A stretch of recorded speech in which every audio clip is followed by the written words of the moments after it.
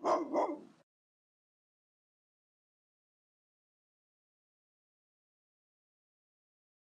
here with FBTV. We have an Amira pup.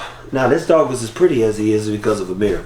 I will tell you, we'll do a video on the genetics. Now, boys do contribute, but here are the facts. And shout out to the late Ed, I believe that's his name, who created Dax and brought Dax to life. He said it in an interview one time, hey, they weren't great females. Here's the question of today is, what's the hardest part about letting a puppy go? What should your standard be? And how much vetting should you do? Now, Stan, go ahead and walk us through. Stan, this is one of your first breedings. And he's never whelped a litter for real. So what are some of your concerns as a first-time breeder?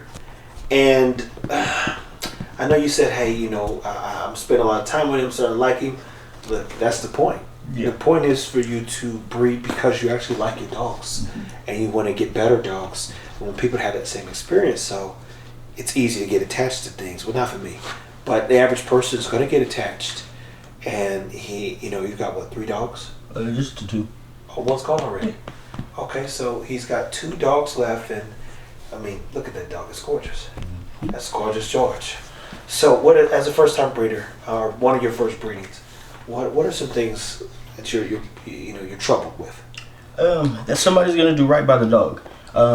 People see the stuff that we do with our dogs, and they think it's easy, and they think it happens the very first time, every single time. And most people will get mad at the dog, and you can actually ruin a really good dog by pushing them too hard, too fast.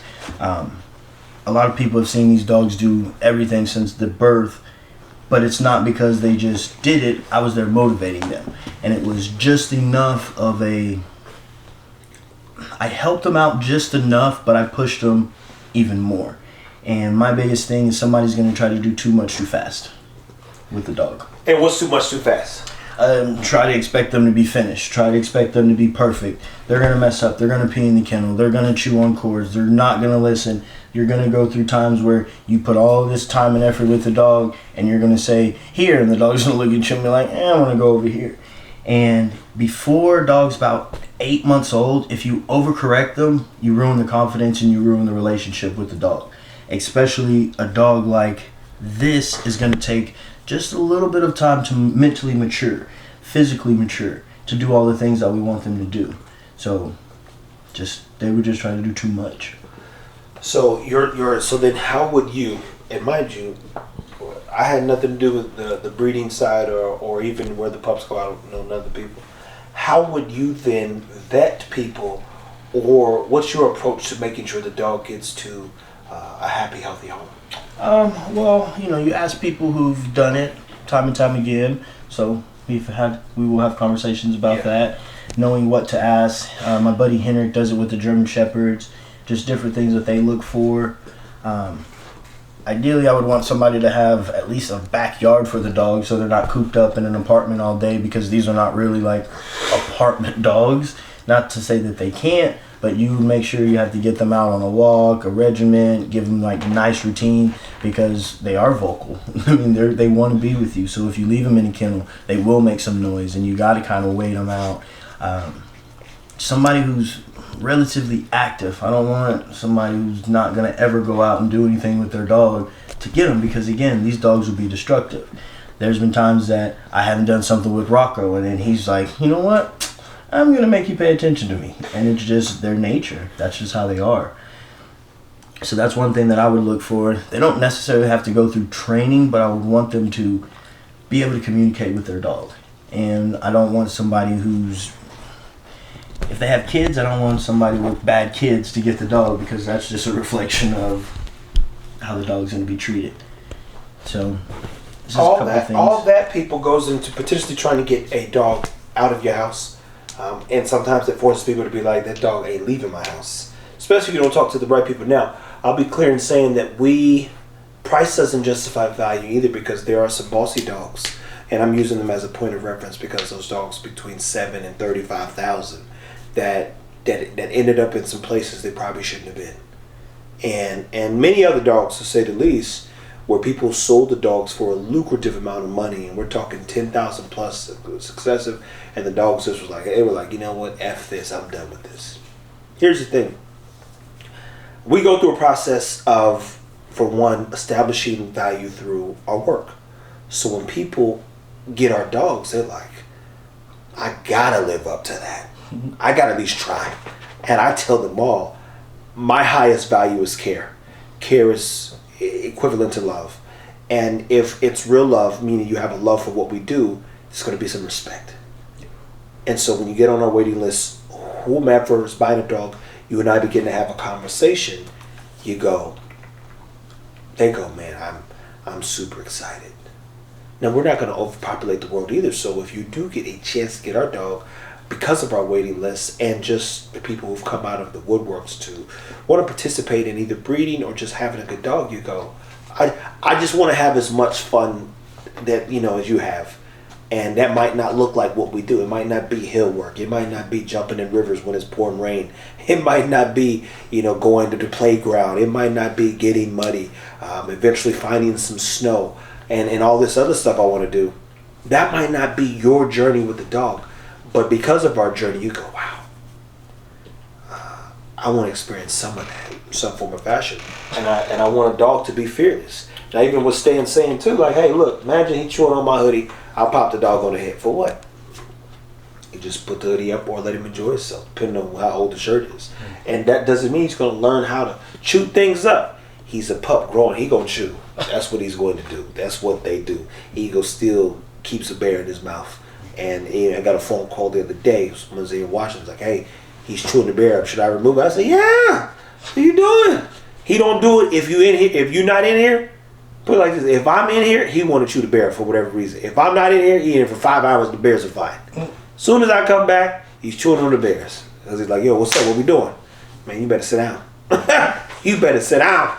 So, for one, letting go of a dog can be very difficult, especially if you're a new breeder. Two, if you're able to express and show your values, most people who are following you or in support of you will value what you're doing as well and try to uphold the standard. And we haven't even put a standard. Matter of fact, I tell everybody, just take care of the dogs. Do not do what I do.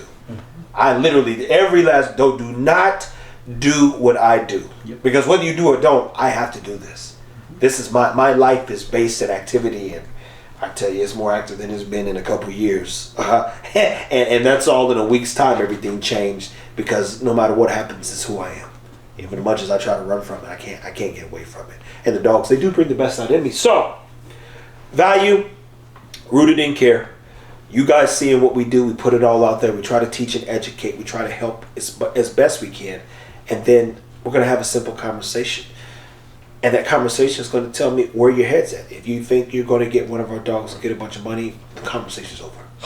It's not the move. It's never going to. For one, you're never going to outbreed me when it comes to my dogs. It's just not happening.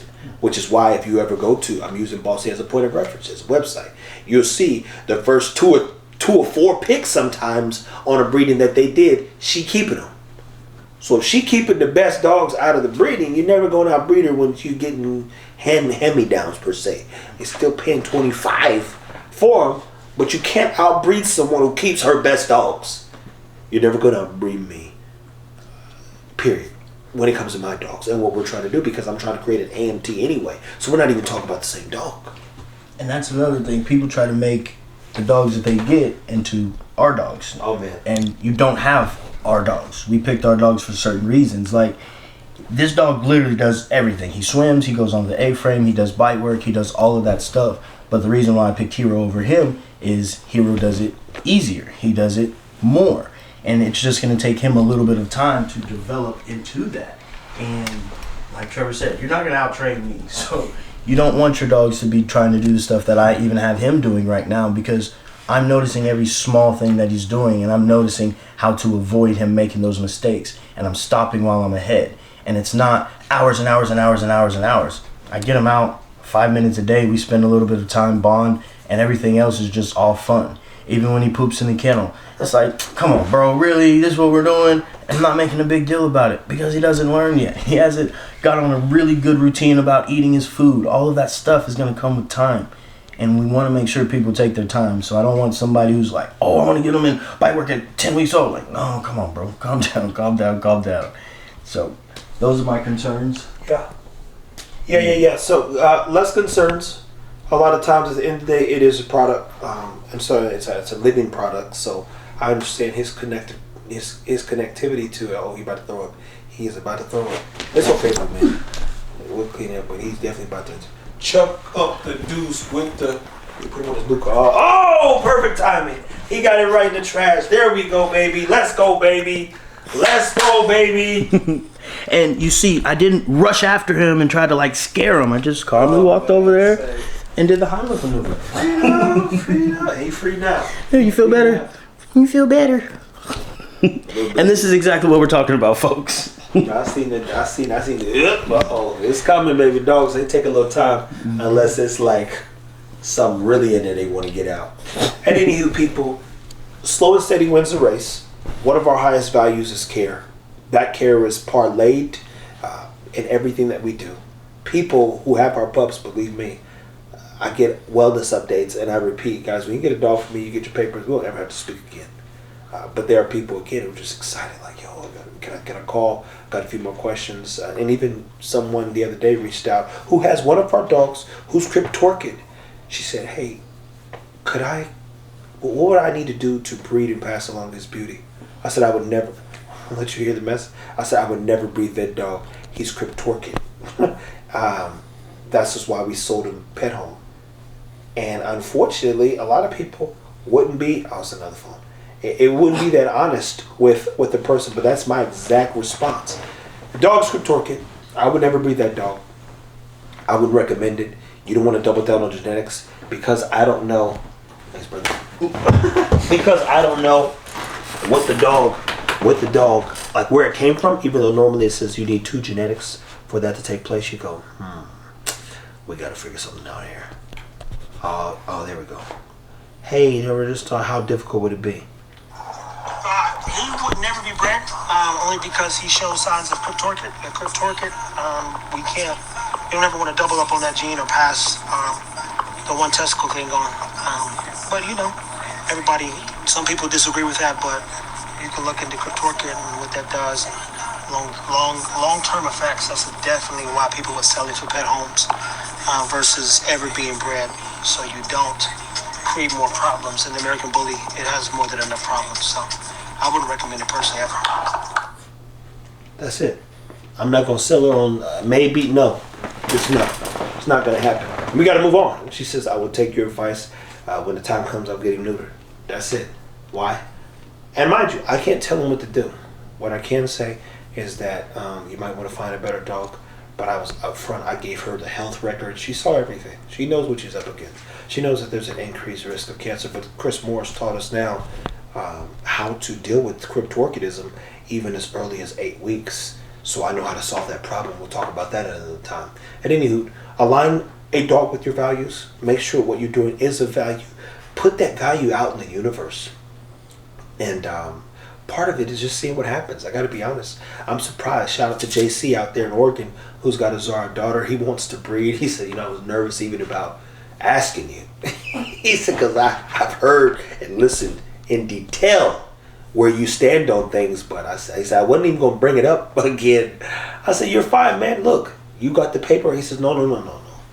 He said, no, if I breed her, because you just pay for the papers, you got her. He said, I want to breed her with your dogs. I said, oh, that's what the challenge is. You want to work within what we're doing and keep the integrity there. Yes. And he loves that dog, that female. I like her. She's looking good. It's Hera's sister.